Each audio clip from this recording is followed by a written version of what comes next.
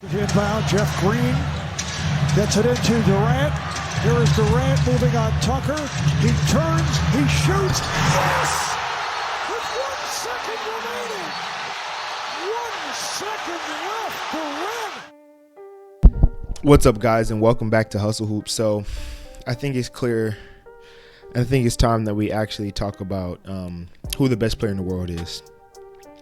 Now, I want to preface this video with two things. Number one is we know that LeBron has been the best player in the world since I don't even know. LeBron's been the best player in the world for like a decade now, right? It's just consensus. Nobody even questioned it. And every time somebody decides to question it, oh, it's LeBron still the best player in the world. We'll say, well, that very next season he will come back and prove himself once again. It happened in 2019. Everybody said Kawhi was the best player in the world. We come back later, and the next year LeBron wins the championship, takes his throne back while Kawhi fails. 2016, Curry, the best player in the world, back-to-back MVPs, unanimous MVP, all that. Then in the finals they meet, Steph fails.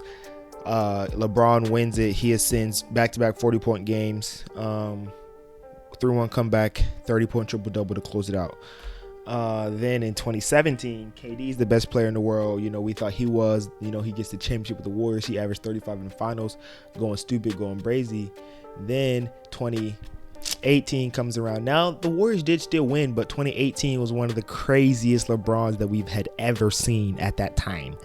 LeBron was going off in 2018. Game winner after game winner, clutch shot after clutch shot in that playoffs.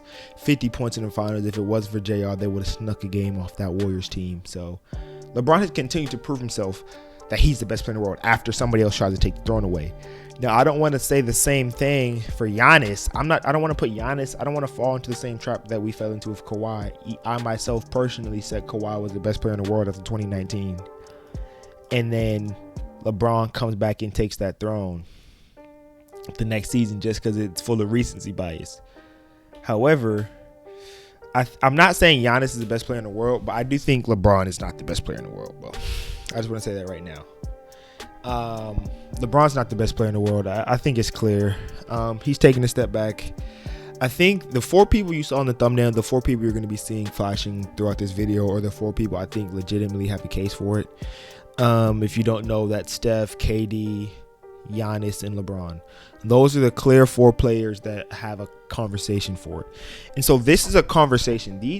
I don't like making lists. Like I'm probably will never make a top 10 player list in this channel because I think making lists are way harder. And if you rank somebody at let's say I put somebody at the 4 spot and I put somebody at 10, that seems like it's a massive difference between those people. However, that's just the nature of the list, but realistically those people could be very close in talent.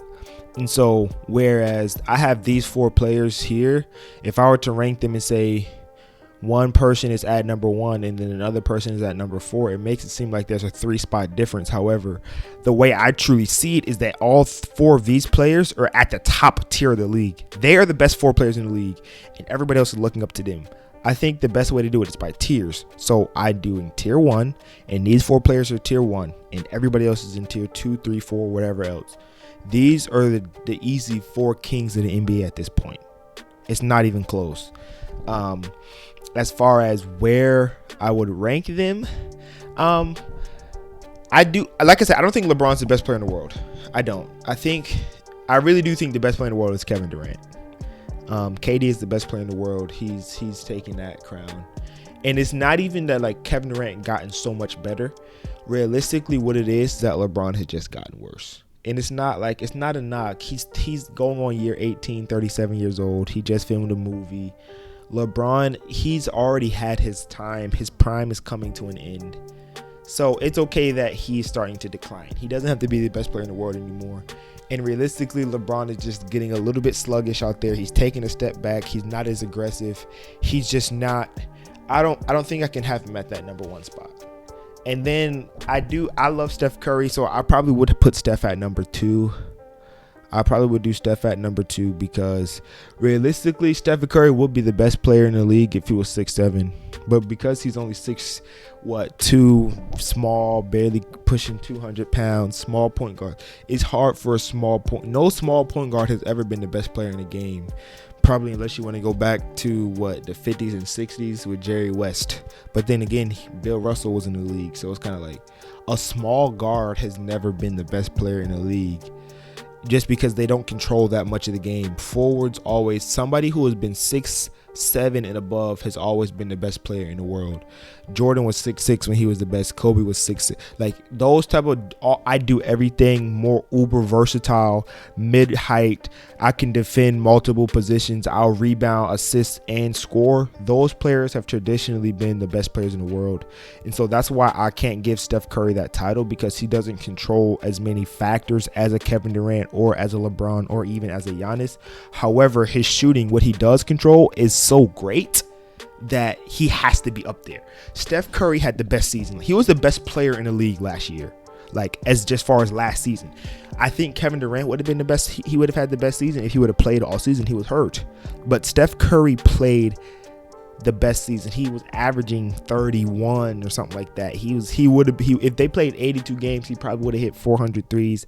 He was scoring 50, 60, 49s. Just Steph Curry saved the NBA last year. He scored 30 points in, 15 games straight, something crazy like that, hitting 10 threes, and he hit 10 threes in 5 straight games, 8 threes, and he was going crazy, bro. He saved the NBA. He showed that he can backpack a team like people would praise Russell Westbrook for doing, like people would praise LeBron for doing. Now, he didn't get them to the playoffs or to the finals, but Steph Curry showed that his dominance is not because of a super team or whatever other lie that the media or YouTubers or NBA Twitter fingers try to claim. Stephen Curry showed why he's the greatest shooter of all time.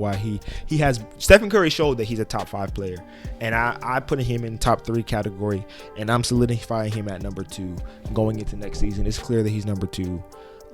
I think those two are the clear cut 1 and 2, and then I think it gets kind of fuzzy with Bron and Giannis. And I think we don't want to put Giannis above LeBron just because it's LeBron. Like, that name by itself carries so much weight. However, when you look at Giannis being two-time MVP in the past 3 years, when you look at him being a reigning defensive player of the year, when you look at him being a finals MVP and the performance he put up in this finals, I think it's easy to say, as of right now, as of this moment, without any bias, just because it's LeBron James and we know the game manager that he is, that I think it's clear that Giannis is the 3rd best player in the world, and I'm putting Bron at 4. Call me controversial, call me whatever. My 1 is KD, my 2 is Steph, my 3 is Giannis, and my 4 is LeBron. But that doesn't mean that you're wrong for saying any other order.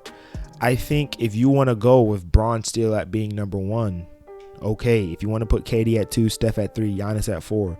If you want to put Giannis at number 1, KD at 2, Steph at 3, Bron at 4. Or Steph number 1, Bron 2. Whatever or the order you want to put it in, you can put it in that order.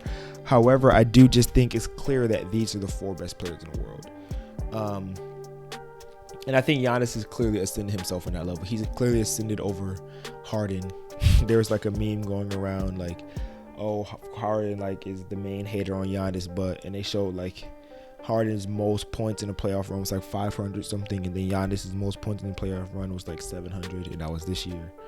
I think Giannis has clearly asserted himself above a Kawhi Leonard.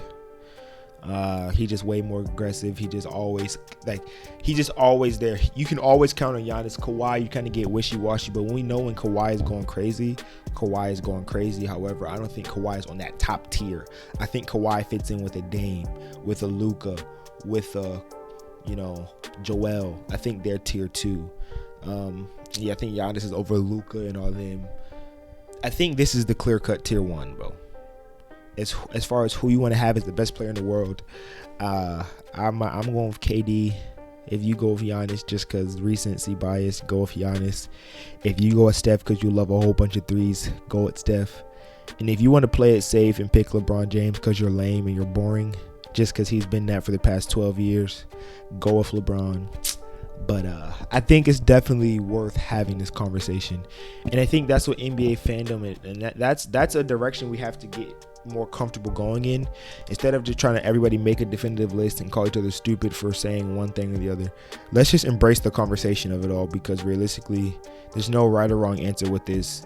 I could come out here and garble a bunch of stats at you guys and a whole bunch of whatever as to why I think this person is better than that person, whatever. But if you just follow the NBA, it's clear that these 4 players are better than everybody else based on recent history of what happened in the playoffs and what happened in 2021 season and what we can realistically expect to happen next year.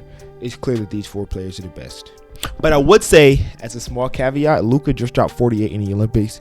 If Luka brings Slovenia or wherever he's from to a gold medal and like is just putting up absurd numbers, he might be the best player in the world.